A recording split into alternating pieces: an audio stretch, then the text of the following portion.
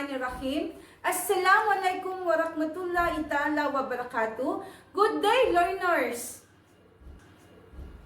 Welcome to English 3 virtual class. Are you happy today? Are you excited and ready to learn?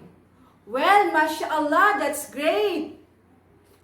By the way, my name is Lamina B. Racman from Sugut 1 Central Elementary School, Central Tugaya District and Division of Lanao del Sur 2. Before we begin, let us read first the short stories.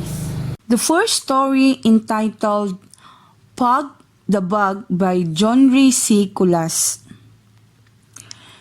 There was once a bug named Pug. Pug liked to run and jump. One day, Pug got stuck in the mud. Pug yelled for help. Another bug named Doug came to help.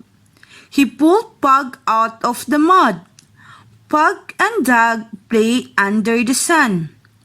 Pug and Doug become best buds. Now, let us answer the following questions. Who got stuck in the mud? Very good. Pug got stuck in the mud.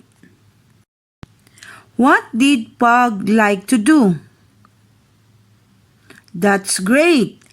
Pug liked to run and jump. How did Doug help Pug? That's great. He pulled Pug out of the mud. For our next story, Ben's Hen. Ben got a new red hen. Her name is Jen. Jen the hen likes Ben. Jen had 10 eggs for Ben. Ben is happy with Jen. Let us now answer the following questions. Ben got a new. Very good. Ben got a new hen.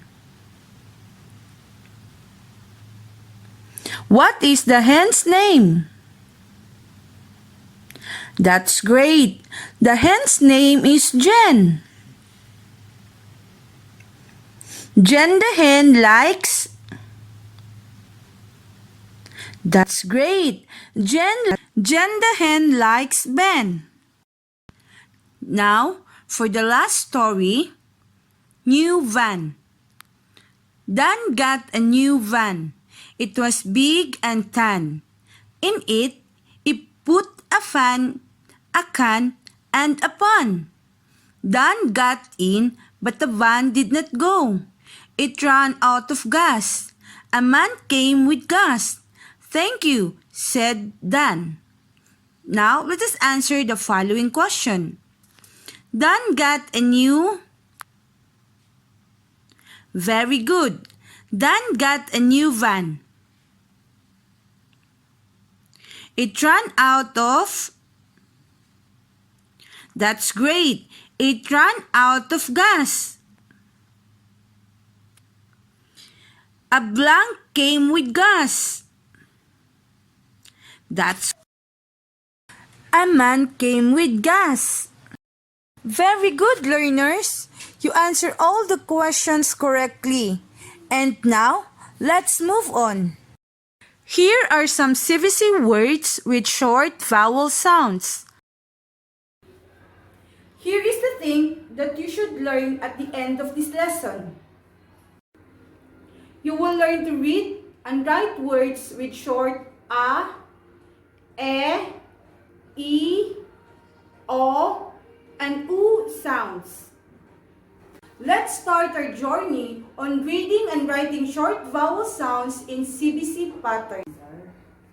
By the way, CVC is a word composed of consonant, vowel, and consonant sounds. Let's begin with A. A. Bat, pan, man, cat, bag. For E, e, e, bed, net, ten, red, leg. For I, e, big, pig, pin, kit, kid. For O, son, nod, rod, God, dog. And for you, son, run, rug, mom, cup. Okay, so before we proceed to our next activity, let us first sing a song. This song is entitled, Look at Me. So everybody, you sing with me. Look at me, I'm a bouncing ball. I bounce, I'm a bouncing ball. Look at me, I'm a flying bird. I fly, I'm a flying bird. Look at me, I'm a swimming fish. I swim, I'm a swimming fish. Now that you are familiar with CBC words with short vowel sounds, let us read the following phrases. Pig on the field. Cup on the table. Two-deck bed.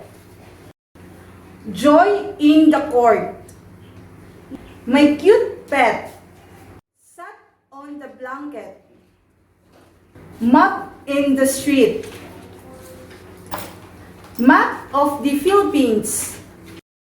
Now, I want you to get your notebook and read each phrase and encircle the word with short vowel sound. For number 1, water in the tub. The encircled word is tub. For number 2, hug your dad. The encircled words are hug and dad. For number 3, men in uniform. The encircled word is men.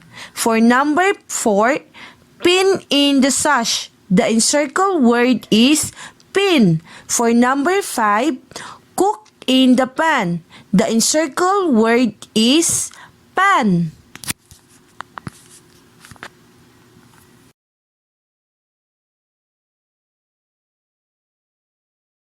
Let's proceed. For activity 2, I want you to write the correct word to complete the sentence. You choose your answer inside the parentheses. Number 1. Exercise your blank every morning. Very good. Exercise your legs every morning. For number 2.